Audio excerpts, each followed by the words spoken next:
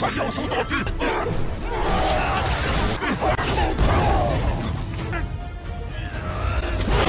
少爷，您怎么了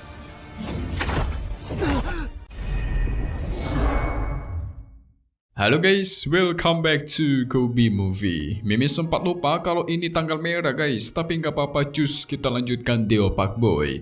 Melanjutkan perang yang sangat seru tentunya. Jadi di part 320 Nitian Cicun hari ini, kita semua bakal melihat gimanakah kehebatan Deo Pak Boy dalam melawan binatang kuno yang sangat kuat. Bahkan jauh lebih kuat daripada kera iblis Laoyang ataupun Tao Tou guys. Nah ini baru nih musuh sesungguhnya. Semua orang menerjang demi membantai sosok binatang kuno. Apakah pemimpin klan Qin itu bisa kabur dari sana dan kenapa ini semua bisa terjadi? Cuma Mimi pastikan di akhir kalian semua bakal terkejut akan apa yang terjadi guys. Hehe. Semua ini dimulai dari pelindung sekte Huangfu yang sudah mau hancur. Jadi Tanyo pun bersiap bersama dengan para pasukannya untuk menyambut perang melawan klan Qin. Setelah Tanyo membuat pelindungnya, langsunglah terjadi pertarungan super dahsyat. Deo Pak Boy bersama kera iblis Laoyan melawan Qin Xuanzhe sang pemimpin klan Qin. Sementara murid lain terus bertarung melawan pasukan Qin. Nah, kerennya kemarin, Xiaolan membawa keempat raja binatang buas yang sangat kuat. Itu membuat para pasukan klan Qin auto mundur. Tetapi mereka telat dan berujung dibantai habis. Tersisa Qin Xuanzhe yang terus diserang sampai sekarat. Pada akhirnya dia memanggil senior binatang kuno yang selama ini dia sembah, yaitu binatang kuno Singa Giok. Sudah berada di tingkat 9 dewasa, satu tingkat di atas kera iblis dan jauh lebih kuat. Seseru apakah pertarungan mereka? Langsung saja kita masuk ke intro ya guys. Hehehe.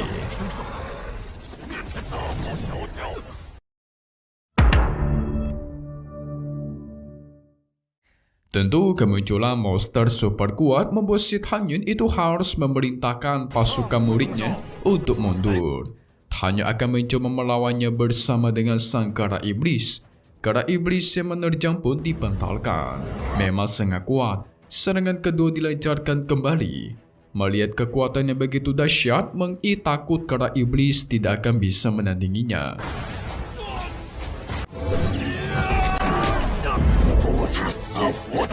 Gak ada pilihan, Tanyo harus menggunakan formasi pedang Dewa Hongmeng. Serangan ribuan pedang pun dilancarkan, itu berhasil mementalkan Singa Giok. Belum selesai, ribuan tusukan terus menusuk ke segala arah tubuhnya. Tapi tampaknya pertahanan dari Singa Giok itu sangatlah kuat, tidak mudah untuk ditembus begitu saja. Terjadilah pertarungan sengit antara Singa Giok melawan kera iblis.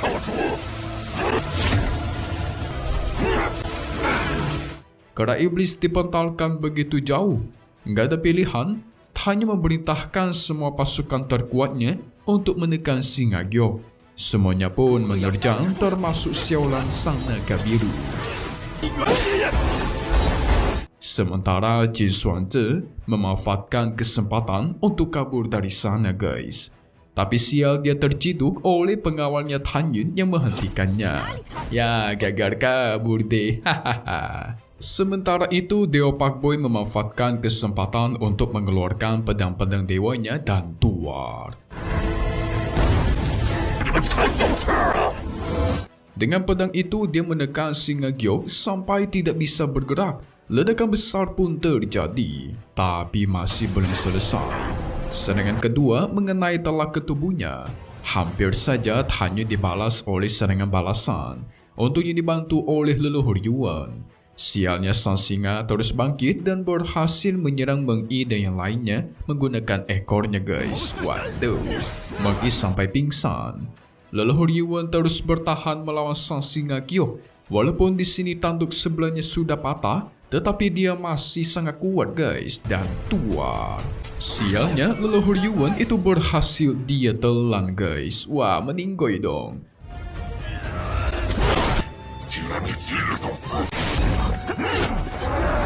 Membuat hanya murka bukan main, mengeluarkan semua pedang dewanya. Semua pasukan kembali bergerak untuk menekan dia.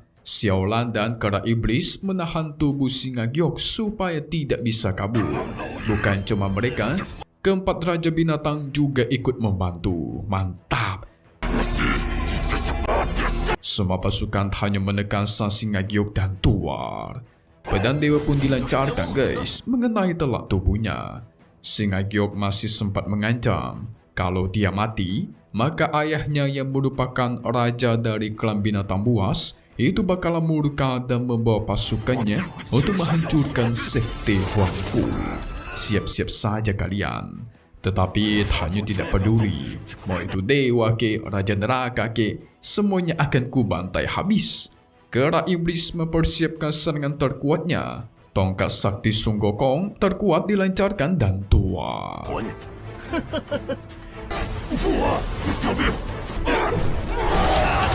Singa giok mati menjadi jiwa guys. Tapi tiba-tiba muncullah sosok yang menyuruh untuk berhenti. Dan dialah ayahnya singa giok. Wow, muncul bapaknya nih. Bapaknya memastikan akan menyelamatkan jiwa anaknya supaya bisa dibangkitkan. Tetapi sayang sosok ayahnya ini cuma sebagian dari jiwanya saja guys. Jadi kekuatannya masih terhitung rendah. Segera Tanyu hancurkan jiwa dari singa giok dan hancur lebur sudah. Mati di tempat dia guys. Sang ayah yang murka tetapi semuanya sudah telat. Dia juga diserang sampai menghilang oleh kera iblis Laoyan. Sebelum hilang dia memastikan akan menghancurkan sekte Huangfu. Jadi tunggu saja kalian ya. Sementara Qin Xuanzhe berhasil ditangkap oleh bawahannya Tan Yun. Qin Xuanzhe sempat memohon ampun tetapi sayang langsung dihabisi di tempat. Setelah ini Tan Yun memerintahkan mereka untuk membuatkan monumen leluhur Yuan sebagai bentuk penghormatan atas pengorbanannya. Kasian tuh Pak Tua tuh kena makan sama singa giok tadi guys. Singkat cerita 2 tahun sudah berlalu. Mereka sudah masuk ke musim dingin. Sepertinya sudah ada tanda-tanda ketua Tantai yang akan berinkarnasi.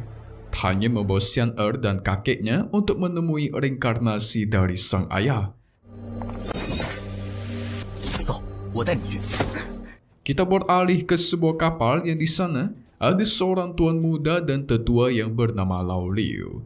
Nah, sang tuan muda ini merasa guys, kalau benua Tianfa yang sedang dia lihat ini sungguh familiar. Seakan-akan dia pernah datang ke sini. What? Memang curiga dialah reinkarnasi dari ketua Tantai guys. Mereka itu berasal dari tempat yang jauh dan tidak pernah datang ke sini. Tapi anehnya sang tuan muda merasa kalau dia pernah datang ke sini. Lao Liu menceritakan 20 tahun yang lalu sekte Huangfu yang berada di dekat sini itu diserang oleh klan Jin. Dan semenjak itu juga sekte Huangfu tidak menerima murid lagi. Nah, takutnya kalau tuan muda yang pengen datang malah ditolak oleh sekte Huangfu dan takutnya lagi bakal diserang. Tapi sang tuan muda percaya sekte kuno seperti itu tidak bakal menyerang orang yang tidak bersalah. Nah, alasan utama kenapa dia sangat kekeh atau keras kepala pengen datang ke sini itu karena di setiap malam dia tuh bermimpi ada suara yang memanggil dirinya untuk datang ke sekte Huangfu guys dan mencari orang yang bernama Tan Yun. Nah, lo ini mah sudah jelas sekali ya guys. Hehe. Tidak lama dari itu muncullah Tan Yun dan yang lainnya. Dia langsung bertanya-tanya siapakah anda dan apa tujuan anda datang kemari. Sang tuan muda langsung memberikan hormat, memperkenalkan diri yang bernama Xu Yu dan datang ke sekte Huangfu ingin mencari seseorang. Tapi Xu Yu sempat tidak ingin memberitahukan siapakah orang yang dia cari. Cuma tiba-tiba si Tan Yun menebak guys. Kau datang ke sini pasti mencari orang yang bernama Tan Yun kan? Dan benar sekali. Xu Yu auto kaget kok bisa tahu. Ya, si Tan Yun mengaku kalau dialah Tan Yun yang dia cari-cari. Yang berarti benar ya guys, kalau Xu Yu ini adalah reinkarnasi dari ketua Tantai. Sang kakek dan Xian auto senang sekaligus sedih karena udah 20 tahun lebih tidak ketemu, akhirnya ketemu lagi. Si Xian yang memanggil Sui sebagai ayahnya tentu membuat dia bingung dong. Ini pasti ada yang salah. Kalian bayangin aja guys. Kalian nih misalkan lagi asik jalan, tapi tiba-tiba muncul orang yang mengatakan, ayahku, ibuku gitu kan, sudah lama tidak bertemu. Dan yang ngaku seumuran kalian atau bahkan lebih tua. Padahal kalian itu masih berumur di 10 atau 20 tahun. Apa nggak kaget tuh? Hahaha, shock lah Mimin. Nggak perlu basa-basi, Tan Yun langsung memasukkan memori ingatan kenangan hidupnya ketua Tan Tai ke kepalanya Sui. Dari situ jugalah Sui bisa melihat semua kenangan hidupnya di masa lalu. Dia merupakan seorang ketua sekte dan memerintah selama 3000 tahun. Sampai pada akhirnya dia dikhianati oleh para tetua. Dan akhirnya ingatannya pun pulih sepenuhnya. Mantap! Sekarang dia menjadi ketua Tan Tai kembali guys, tetapi dengan tubuh yang masih muda. Tapi ini Mimi sempat bingung manggil ketua Tan Tai apa manggil Sui aja ya. Hehe, kayaknya lebih enak tetap ketua Tan Tai. Setelah semua ingatan dipulihkan, ketua Tan Tai ingin kembali ke sekte dulu dan mendengar cerita apa saja yang sudah terjadi setelah kematiannya. Sementara si Lao Liu disuruh untuk mengumpulkan orang tua, semua keluarga kerabat yang dia miliki di kehidupannya Sui agar dibawa ke sekte Huangfu dan menetap di sana. Mantap! Tapi gak lama dari itu, tiba-tiba muncullah harimau putih miliknya Yu Qin yang terluka parah. Ini kenapa nih?